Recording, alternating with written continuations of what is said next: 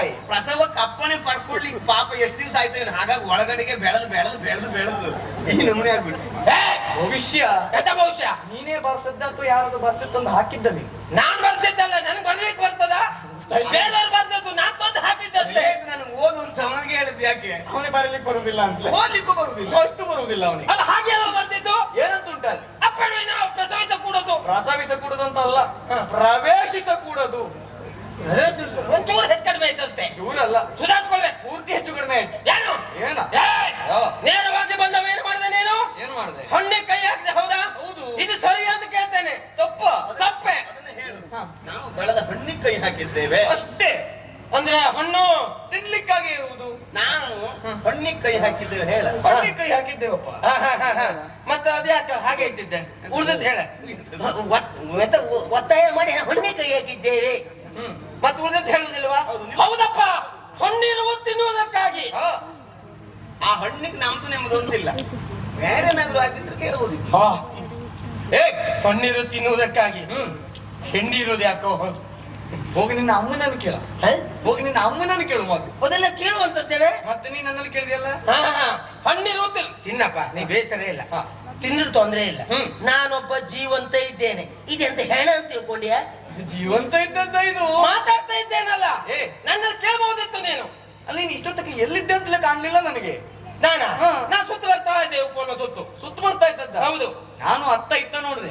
ಕಾಣಿಸಿದ್ದು ಕೇವಲ ಕಲ್ಲು ಬಂಡೆ ಹೊರತು ಯಾರೂ ಕಾಣ್ಲಿಲ್ಲ ನನಗೆ. ಕಲ್ವಂಡಿ ಕಂಡ್ಯಾ? ಹೌದು. ಎಲ್ಲಿ ಕಂಡೆ? ಓ ಅಲ್ಲಿ ಏನು ಕಪ್ಪು ಬಟ್ಟಿ ಮೇಲೆ ಬಿಳಿ ಬಿಳಿ ಗೆರೆ ಬರದಾಗಿತ್ತು. ಇದಿಷ್ಟು ನಾನು ಮುಖ ನೋಡ್ಕೊಂಡು ಹೇಳುವುದಲ್ವಾ? ಆ ಆಕಾರ ಹೀಗುಂಟು ಅಂತ ಹೇಳುವುದಲ್ವಾ? ಒಂದು ಆಶ್ಚರ್ಯ ನನಗೆ. ಏನು? ನಿನ್ನ ಮುಖದಲ್ಲಿ ಕಣ್ಣೆಲ್ಲುಂಟು, ಮೂಗೆಲ್ಲುಂಟು ಒಂದೂ ಗೊತ್ತಾಗುದಿಲ್ಲಲ್ಲ ಪುಣ್ಯಾತ್ಮ. ಯಾವ್ಯಾವ್ದು ಎಲ್ಲುಂಟು ಅಂತ ನನಗೆ ಗೊತ್ತುಂಟು. ನನಗೆ ಗೊತ್ತಿದೆ ಸಾಕು, ನಿನಗೆ ಗೊತ್ತಿರ್ಬೇಕು ಅಂತುಂಟಾ? ನಿನಗೆ ಅನುಮಾನ ಉಂಟಾ? ಪ್ರತ್ಯೇಕ ಒಬ್ಬರೇ ಸಿಕ್ಕ ಯಾವ್ಯಾವ್ದು ಎಲ್ಲುಂಟು ತೋರಿಸ್ತೇನೆ. ಪ್ರತ್ಯೇಕವಾಗಿ ಸಿಕ್ಕಿ ನಿನ್ನಲ್ಲಿ ಯಾವ್ಯಾವ್ದು ಉಂಟು ಅಂತ ನೋಡುವ ಅವಶ್ಯಕತೆ ನನಗಿಲ್ವಾ? ಅಲ್ಲ, ನಿಂಗ ಅಗತ್ಯ ಇದು ತೋರಿಸ್ತೇನೆ ಅಂತ ಹೇಳಿದ್ದ. ಬಿಡು. ನಿನಗೆ ಅಗತ್ಯಕ್ಕೆ ಏನುಂಟು ಬೇಕು ಅದನ್ನು ಉಂಟಲ್ಲ, ಎಲ್ಲ ಉಂಟು. ಮತ್ತೆ ನಿಂಗೆ ವಿಶೇಷ ಗೊತ್ತಿಲ್ಲ. ನಮ್ಮ ಜಾತಿಯವ್ರು ವಿಶೇಷ ಆಗಿ ಗೊತ್ತಾ? ಹೇಗೆ? ಒಂದೊಂದು ಪಟ್ಟೆ ಹೆಚ್ಚಾಯ್ತಾ ನಮ್ ಜೊತೆಯಲ್ಲಿ ಚಂದ್ರೆ. ಹೌದಾ? ಈಗ ನಮ್ಮ ಜಾತಿ ನನ್ನಷ್ಟು ಚಂದ್ರ ಯಾರು ಇಲ್ಲ, ಗೊತ್ತುಂಟಾ? ಒಂದು ರೀತಿ ಎಷ್ಟು ಪಟ್ಟಿ ಹೆಚ್ಚಾದ್ದೇನು ಇನ್ನು ಲೆಕ್ಕ ಮಾಡ್ಲಿಲ್ಲ, ಇನ್ನು ಮಾಡ್ಬೇಕಷ್ಟೇ. ಸರಿಯಾಗಿ ಲೆಕ್ಕ ಮಾಡಿ. ನೋಡು, ಬಂದವನ ಹಣ್ಣೆ ಕೈ ಹಾಕಿದ್ದೀಯಾ? ಹೌದಾ? ಮಾಡಿದ್ದು ತಪ್ಪು, ನೀನು ಮಾಡಿದ್ದು ತಪ್ಪು ಎನ್ನುವುದಾಗಿ ನಾನು ಕಾಲಿಡಿ. ಸರಿ ಪುಣ್ಯ. ಈಗ ನಾನು ಹಣ್ಣನ್ನ ಕೊಯ್ದು ತಿಂದದ್ದು ನನಗೆ ಹಸಿವಾಗುತ್ತಾ ಇದೆ ಅಂತ ಸಲುವಾಗಿ ವಿನಃ ಅದನ್ನು ಕೊಯ್ದು ನಾನೇನು ಮಾರಾಟ ಮಾಡಿ ಹಣ ಗಳಿಸುವುದಿಲ್ವಾ? ಹೊಸಿಗೆ ಆದ್ರೆ ಇಲ್ಲಿ ನಮ್ಮನ್ನು ಕೇಳಬೇಕು, ನೇರವಾಗಿ ನೀವು ಕೈ ಹಾಕುವುದಲ್ಲ. ಅದಕ್ಕಾಗಿ ನೀನು ಒಂದು ಕ್ಷಮೆ ಕೊಟ್ಟಾಯ್ತು. ಮುಖದಲ್ಲಿ ಮಾತ್ರ ಪಟ್ಟಿ ಕೈ ಕಾಲಿಗೆಲ್ಲ ಇಲ್ಲ. ಅದೇ ನಮ್ಮ ಜಾತಿ ವಿಶೇಷವೇ ಅದು. ಅಲ್ಲ, ಖಾಲಿ ಬರೀ ಕಪ್ಪು ಪಟ್ಟಿ ಮಾತ್ರ ಪಡ್ಕೊಂಡಿದ್ದಾನೆ. ನೋಡ, ಗೊತ್ತಾಗ್ತದಲ್ಲ. ನೀನು ಕಾಲು ಹಿಡಿದಂತೂ ಆಯ್ತು, ಇಲ್ವಾದ ನಾನು ಬಿಡ್ಲಿಕ್ಕೆ. ಯಾರು? ನಾನು ನಿನ್ನ ಕಾಲು ಹಿಡಿಯುವುದ? ನೀನೇ ಹಿಡುವುದು. ನಾನು ನಿನ್ನ ಕಾಲನ್ನು. ಹೌದು. ಸಾಧ್ಯ ಆದಿತ್ತ ಆಗುದಿಲ್ವಾ? ಕಾಲನ್ನು ಹಿಡಿಯುವುದಲ್ಲ, ಕಾಲನ್ನ ಕತ್ತರಿಸಿ ಹಾಕಿ. ಏನು ಹುಡುಗ ಎಂಬ ಕಾರಣಕ್ಕೆ ಇಷ್ಟ ಮಾತಾಡದೆ ಕೇಳುವುದಿಲ್ವಾ? ಯಾರನ್ನ ಬಡುವುದು? ನಾನು ಬಡಿತೇನೋ ನೀನು ಬಡಿತೀಯ? ನೋಡುವ ಬಾ.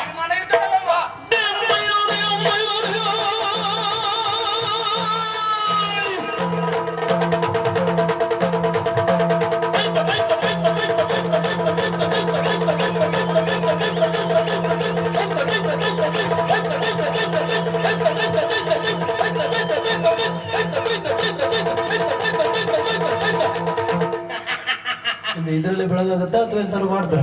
ನಾನ್ 4 ಸುತ್ತು ಬಂದಿದ್ದು. ಹುಡುಗ ಯಾವ ಕಡೆ ಹೋದಂತೆ ನನ್ನ ಗೊತ್ತಿಲ್ಲ, ಇವ್ರಿಗೆ ಯಾಕೆ ಕಲಿಸ್ಬೇಕು ಅಂತ. ಎಲ್ಲ ಓಡ್ ನಡೆದವ. ಎಷ್ಟು ಜನ ಕಲಿಸಿರ? ಅಲ್ಲ, ಅದೇ ಇವನೇ ಕಲಿಸೋದು ನಾವ. ಮತ್ತೆ ಓಡಿ ಹೋದ ಹುಡುಗ ನಂಗ್ ಗೊತ್ತ. ನೀ ಇಲ್ಲೇ ಇದ್ದೇನ? ಓಡಿ ಹೋಗುದು ಅಂತ ಭಾವಿಸಿಕೊಂಡ್ಯಾ? ಓಡಿ ಹೋಗ್ಲಿಲ್ವಾ? ಓಡಿ ಹೋಗಿ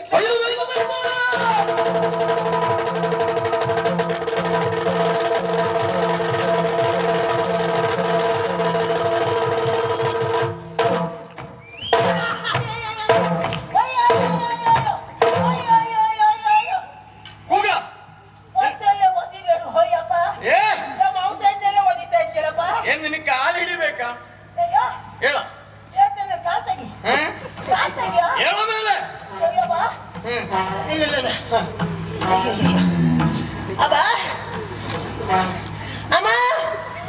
ಆಮೇಲೆ ಅಮ್ಮ ಎಲ್ಲಿ ಹೋಗ್ಲಿ ನಿನಗೆ ಯಾಕ? ಆಮೇಲೆ ಅಲ್ಲ ಅಮ್ಮ ಯಾಕ ನಿನಗೆ ಅಲ್ಲ ಪಾಪ ಅವರಿಗೂ ಹಸಿವು ಆಗ್ತಾ ಉಂಟು 2 ಹಣ್ಣು ಕೊಡುವ ಏ ಹಸಿವಾದ್ರೆ ನಾವು ನಿನ್ನನ್ನು ಕೇಳುವುದಿಲ್ಲ ಹಣ್ಣಿಗೆ ಕೈ ಹಾಕಿ ತಿಂತೇವೆ ಇಲ್ವಾ ಇಲ್ಲ ನಿಂಗೆ ಸಿಟ್ಟು ಬಂತ ಸಿಟ್ಟು ಬಂದೇ ಇರ್ತದ ಬೇಸರ ಆಯ್ತಾ ಬೇಸರ ಆಗ್ಲಿಲ್ಲ ನನಗೆ ನಾನು ಬೇಸರ ಆಗ್ಲಿಲ್ಲ ನಾನು ಇಷ್ಟು ಮಾಡಿದ್ ಯಾಕೆ ಹೇಳ ಯಾಕೆ ಅಂದ್ರೆ ನೀನು 1-2 ಹಣ್ಣು ತಿಂದು ಹೊಟ್ಟೆ ತುಂಬಿಸ್ಕೊಳ್ಳುವುದಾ ನೀವು ನಿಮ್ಮಂತವ್ರ ನಿನಗೆ ಮತ್ತೂ ಹಣ್ಣು ಹೆಚ್ಚಿಗೆ ಬೇಕು ಅಂತ ಆದ್ರೆ ಈ ಮರ ಉಂಟಲ್ಲ ಈ ಮರದ ಬುಡಕ್ಕೆ ಬಾಣ ಪ್ರಯೋಗ ಮಾಡ. ಯಾಕೆ ಮರ ಕೆಳಗಡೆ ಬೀಳ್ತದ ನಿನಗೆ ಎಷ್ಟು ಬೇಕೋ ಅಷ್ಟು ಹಣ್ಣು ತಿನ್ನು ಮತ್ತೆ ಉಳಿದಂತ ಹಿಡ್ಕೊಂಡು ಮನೆಗೆ ಹೋಗ್ತಾ ಇರು ನೀನು. ಅವ್ರ ಸಂಬಳಕ್ಕಾಗಿ ನಾ ಇಷ್ಟು ಮಾಡಿದ್ಬಿಟ್ರೆ ಮತ್ತೆ ಎಂತದಕ್ಕೂ ಅಲ್ಲ. ಇವತ್ತು ನನ್ನ ಸಂಬಳಕ್ಕಾಗಿ ನನ್ನ ಹೋರಾಟ ಇಷ್ಟೇ. ನಿನ್ನಂತ ಕೆಲಸಗಾರ ಇದ್ರೆ ಅಲ್ಲ ನಿನ್ನಂತ ಕೆಲಸಗಾರನ ಹಾಕಿಕೊಂಡಂತ ಯಜಮಾನನ ಪರಿಸ್ಥಿತಿ ನೆನೆಸ್ಕೊಂಡ್ರೆ ಪಾಪ ಅಂತ ಅನಿಸುವುದು. ಸಂದರ್ಭ ಸರಿಯಾಗಿ ಇಂಥದ್ದೇ ಮಾಡೋದು ಬಿಟ್ರೆ ಮತ್ತೇನು ಅಲ್ಲಪ್ಪ. ಮತ್ತೆ ನೀನು ಪೆಟ್ಟು ತಿರುಪಡಿ ಏನ್ ಮಾಡ್ತೀಯ ಇದನ್ನೇ ಮಾಡುವುದೇ. ತುಂಬಾ ಸಂತೋಷ. ಹಿಡ್ಕೋ ಇದನ್ನ ಹೊಟ್ಟಿಲ್ಲ ಹೋಗ್ಬಾ. ಇನ್ನು ನಿನ್ನನ್ನು ಕೇಳಿ ಅಲ್ಲ ಮರಕ್ಕ ಅಲ್ಲ ಇರುವಂತ ಎಲ್ಲ ಮರವನ್ನು ಬೇಕಾದ್ರೂ ಬೀಳಿಸ್ತೇನೆ. ಎಷ್ಟು ಮರ ಬೇಕಾದ್ರೂ ಬೀಳ್ತು ನಂದೇನ್ ತೊಂದ್ರೆ ಇಲ್ಲ. ಹೋಗ ಆಮೇಲೆ ಹೋದ್ರೆ ಅಮ್ಮನ್ ಬಿಟ್ಟು ಹೋದ್ನ ಹೇಗೆ ಇರ್ಲಿ ಹೋಯ್ ಹೇಗೆ ಉಪಾಯ ಉಪಾಯ ಎಂತ ಇಲ್ಲ, ನಿನ್ನಂತ ಕೆಲಸಗಾರ ಇದ್ರೆ ಯಜಮಾನ ಕೂಡ್ಲೆ ದಿವಾಳಿ ಎದ್ದು ಹೋಗ್ತಾನೆ. ಇಲ್ವಾದ ಈ ಸಮಯದಲ್ಲಿ ನನ್ ಜೀವ ಉಳಿಸ್ಕೊಳ್ಬೇಕಲ್ಲ ಅಷ್ಟಕ್ಕೆ ಇಷ್ಟು ಹೇಳದೆ ಬಿಟ್ರೆ ಮತ್ತೆ ಯಾಕಿಲ್ಲ ಸ್ವಾಮಿ.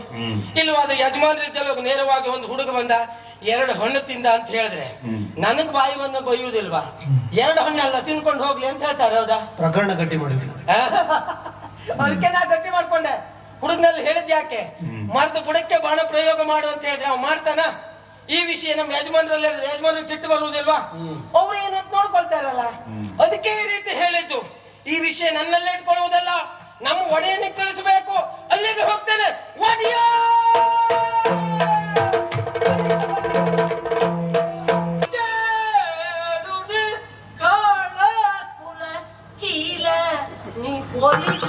ಮೊದಲಿನ ಬಾಯಿ ಹೊಲಿತೆ ತಪ್ಪಾಯ್ತಿ ಕೇಳು ಕಳಕುಲ ಶೀಲ ನೀನು ಒಲಿದು ನೀನು ಸರಿ ಹೇಳ್ಬೇಡ, ಸರಿ ಹೇಳುವುದು ತಪ್ಪು ಸಾಕು. ನೋಡು ಬಾಯ ಕೊಂತ ನೀನು ಬಾಯ ಕೊಲೆ ಬಾಯ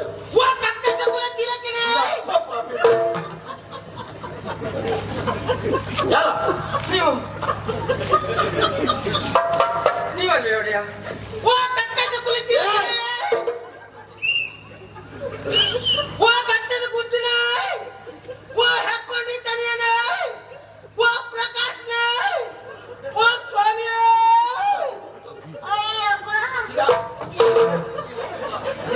ನಿತ್ಕೊಂಡು ಸಾಯಿ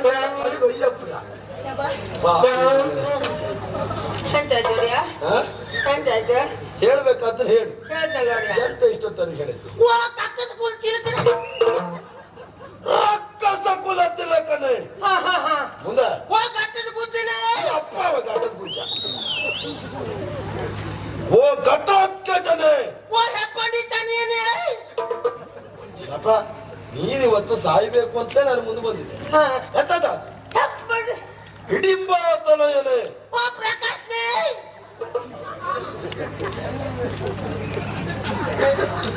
ಯಾರೋ ಅದು ದೇವತಾ ಮನುಷ್ಯ, ದೇವತಾ ಮನುಷ್ಯ. ಅಯ್ಯೋ ವೈರಿಗಳ ಎದುರುಗಡೆ ಹೋಗಿ ನಿಂತ ಸಾಕು ಪ್ರಕಾಶಮಾನವಾಗಿ ಕಾಣುವಂತಹ ರೂಪ ನಿನ್ಮದ್ದು. ವೈರಿಕದ ಸಿಂಹ, ವೈರಿಗಳ ಸಿಂಹ, ಅಪ್ಪ ಸಿಂಹ, ವೈರಿಕದ ಸಿಂಹ ಸ್ವರೂಪಿ. ಆಯ್ತಲ್ಲ ಮುಂದರ್ಸ.